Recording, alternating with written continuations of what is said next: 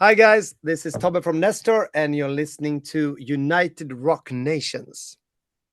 Hello, guys of United Rock Nations. We are an amazing company with Tobias of the band Nestor. How are you? I'm fine, thank you. Great. It's the first time we have the pleasure to interview you. We read that the band was created on 1989, but nothing happened until 2021 with the first album. Can you present the band for our listeners? Yes, of course. Yeah, we're kind of late bloomers, you could say that. Now, but yeah, we grew up in a small town in Sweden and formed the band 1989. As I guess as any 13-year-old dreaming of become rock stars and all that, and we played for a couple of years, maybe 6 or 7 years, but and released some unofficially releases of EPs, but nothing really happened. And then I think it was by the end of 95, education, girlfriends, we never said that we took a break or took a pause, but we just, you know, like sand running through your fingers, something happened. And time went by. And then this is the long story really short. Then when the pandemic hit the world, 2020, I was sitting at home. I important to say is that I've been in this music business since then. I as a music producer and a songwriter. So I was sitting at home playing my piano, and I ended up just playing, I want to know what love is, or is this love that I'm feeling? And my wife said, like, you're just playing 80s songs. And then when she said that, I got this idea that I should make an 80s album. Make that album that I didn't have the skills or possibilities to make back in the day with Nestor. Maybe maybe if we get the band together, because I've been in touch with the guys throughout the years, and I Oh, know that great. everyone's been in different cover bands, and the guitarist Johnny and I, we go way back and had different projects and stuff. So I called them up and said, like, you want to get in a time machine with me and go back to 89 and make that album that we didn't have the skills or possibilities then, and make that album now? And they said, what took you so long? Let's do it. So that is Nestor. um, Fantastic. and the rest is, as a worn out phrase, is history, I guess. So the band music style, as you said, is 80s rock like Journey, Bon Jovi, Foreigner. You just talk about Whitesnake also. Yeah. So tell us more about your musical influences. Yeah, you were spot on. All the ones that you mentioned, but everything from that scene, like Kiss, Bon Jovi, as you mentioned, Brad Adams, Def Leppard, Mötley Yes, somewhere, all yes, that kind of, even Toto, Chicago, that yes. scene as well, That's all. the more melodic scene, but all these bands were huge influences of us, for us, to us when we grew up in the 80s. And this is what Nestor is about. So it felt very natural that we should be in this kind of genre. Yes. So Teenage Rebel is your new album, and it sounds really great. We love a lot this new album. Thank Uh, you. so tell us more about the writing sessions. Who bring the main ideas? Is it you, or is it Johnny, or I don't know, Marcus, Martin? Who bring the main ideas from the band? And tell us more about the songwriting. Yeah, I do the main part of the songwriting, or all of it. So it's me and Johnny. Johnny brings a lot of riffs. He sends it over to me and it's like, what do you think about this? And that's how it normally starts, or it starts sometimes with me just having this title or idea sitting by the piano. And normally I do a little bit of a demo, uh, Yes. and then I kind of work on it a bit, and then I send it to the guys and say, like, what do you think about this? And usually they say, yeah, it's great, let's kind of work on that one. And then the next step usually is that we do record the drums, which we do in quite close to our hometown of Falköping. And then I bring it to my studio where I'm now, and kind of get everything together, and then bring the guys. I live in Spain, so I bring the guys down, and then Ah, we record the okay. stuff. So I get in Spain. But yeah. so it's not a normal band rehearsal in the same room all together. No, not for the songwriting or production part. That's no. When we do shows, like last week, we had, In of Sweden, course, the Sweden one Rock week. Festival. Yeah, and before that, we had like one week of production rehearsals. Then we're in this rehearsal space. But Exactly. for the recordings, it's been a bit. as we did the first album during the pandemic, it was impossible to see each other. So it worked that time. And then we thought that maybe we should do it a little bit similar the second time. The difference is that the first album, all of the guys recorded their stuff at home and sent it to me.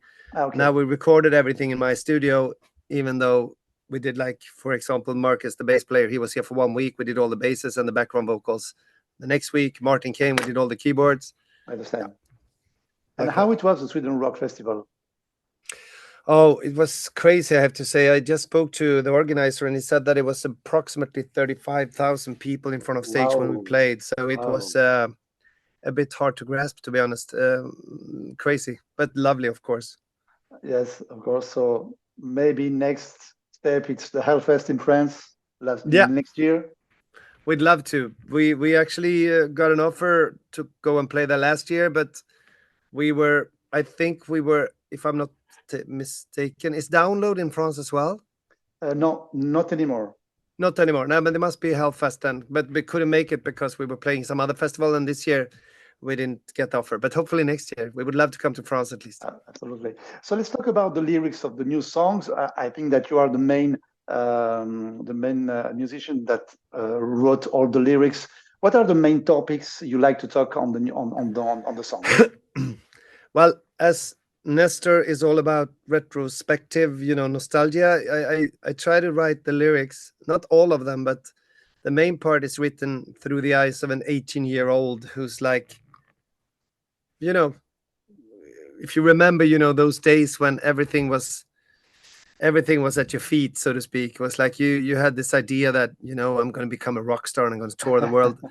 Those kind of, most of the lyrics are written through those eyes, but from a almost 50 years or a 50-year-old man's kind of. So the topics are the basics, like love stories, first girlfriend, or not first, but also trying to keep a band together, being on the road, all that stuff. Then of course there are some songs that are more here and now, which is one of our favorite. Let's talk about some songs of the album. Yeah. I would like to talk about 3 songs that I love a lot. The first one is one of my favorite songs of the album, is Caroline. Everything is great on it: keyboards, melody, chorus. Tell us more about that song. Well, that was one of the songs actually that was finished quite early in the process of writing this new album. This song is I don't know. I was inspired by, the Cutting Crew. I just died in your arms tonight. Yes. It has that, a little bit of that vibe, and I wanted that kind of up-tempo song that feels like a ballad almost. Have that. So that was the start of it, and then I tried before I ended with Caroline, I tried Josephine, Madeleine. I tried so many different, and in the end it was like Caroline. Feels great. So, and the lyrics is about some kind of love story where you realize that you're not good for each other. It's like we can't be apart, but we can't be together, and also that you find out that in this case, this girl is not well, maybe a little bit, what do you call it, like mentally ill, that feels like she wanted, the whole about, you dance with shadows in another universe and all that. So it's a bit of a melancholic song, but a love story as well. I don't know. Absolutely. Another song that we loved a lot is Unchain My Heart. Cool. Yeah. Tell us more about that song also. Well, yeah, I it's funny that you mentioned that one, because that was one of the last songs to be finished, and in the beginning I wasn't, if it would cut the album, I was like, I'm not sure. But then, funny story about it was that the pre-chorus, all the time you've been there right in front of me, that was the like the B part of the chorus. So in the beginning it was like, I can't get enough, I won't let you go, this game we play, and all the time you've been there right in front of me. And then Fredrik Tomander, who's one of the guys that I worked with in this album, he just did as he said, like a really fast cut in the song and said, like, I think it should be like this. So he just swapped the post-chorus to be a pre-chorus. So yeah, that's a funny thing about that story, that song. But the lyrics are not so interesting in that sense. It's more like "Unchain My Heart," you know. This Yes. this everyone been there. Like you, I care about you. You don't care about me. Can you please let me go? Kind of thing. uh, there's a song with a power guitar riff is Teenage Rebel. This is a very powerful song. I love a lot also. Tell us more about that song. Yeah, this song is a great one because Johnny had that riff early on, and I immediately loved it, and we wanted to kind of write a song about our hometown. It's as we remembered it, you know. I'm walking down the main street where it all began. So this song is a little bit like a tip of the hat to where we grew up. And when I was visiting a year ago, and I'm walking down these old streets, passing my high school, and I was like, I'm gonna write a song about this. I don't know what kind of song yet, but there will be a song about this. So yeah, it's about that. So let's talk about the artwork cover of the album. Is so vintage. We like a lot with the old movie posters on the back. Tell us more about the cover, the artwork cover. Well, we wanted to kind of convey the feeling of, as I said again, you know, writing songs through the eyes of an 18-year-old. I remember this sitting on my bed, you know, me and one of the guys from the band or with a girlfriend, and just listening to an album. So before you know, music served as a kind of a what do you call it? Like nowadays, music is a bit more, I think, you know, it serves a purpose. You're doing something and then you have music on because you do a workout or you're doing your homework or you whatever you do. Back in the day, and I guess you agree on that one, you could actually turn on an album, you read the lyrics, and that's what you did. So I wanted this artwork to tell that story, kind of a. And also I like the fact that there's a boy and a girl, and no one knows where they're going. It's just their backs, and the world is an, you know, an what do you call it, a white And kind of paper. who designed the artwork cover? His name is Andreas Diaz Pettersson. So he's a great art director, and he got the vision, my vision, right away. The only thing I wanted in there that isn't in there, I wanted a crystal ball because that was also 80s, you know, something like you believed in magic. But he was like, it's too much. Kill your darlings. Yeah. We know that you will be on tour in some festival this summer. But at the end of the tour, of the summer tour, do you plan to do something? I don't know, European tour. We haven't seen anything in France. Do you plan to play in France in 2025? What is your plans to tour after the release of the album? Yeah. This summer we're doing a lot of festivals, and the plan is to go to France. I don't know when yet, but we're doing a European tour in October, Oh, and we're going to Austria and Switzerland and Germany, of course. And I think, but I'm not sure yet. There's a plan that we're coming to France on this tour.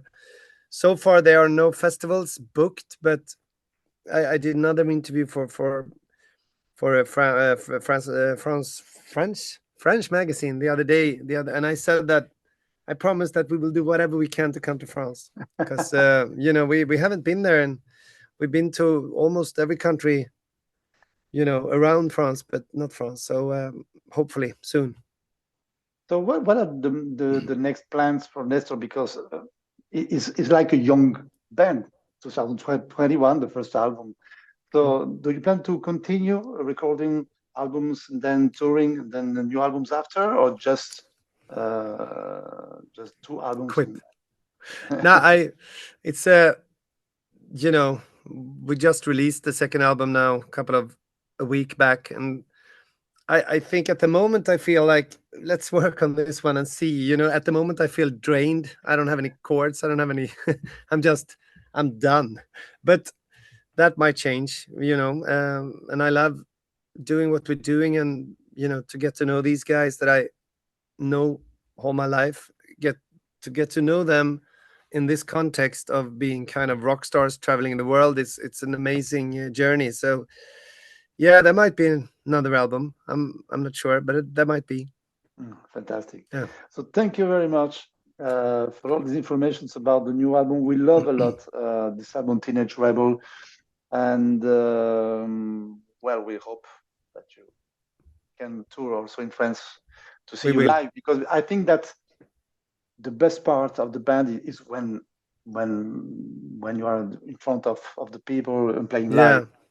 Yeah, I agree, and that's always the cherry on the cake, so to speak, when you have an album out and you meet your audience with the album, and like they can play the songs live. It's and as you said, like we just tried these songs that you mentioned out for the first time, and they work so well live. Like Teenage Rebel is like a banger live, so you can't really wait to go out there and play them. Fantastic. Thank you very much, Tobias, and see you soon here in Thank you, France. Mark. See you soon, hopefully. Take Thank care. you.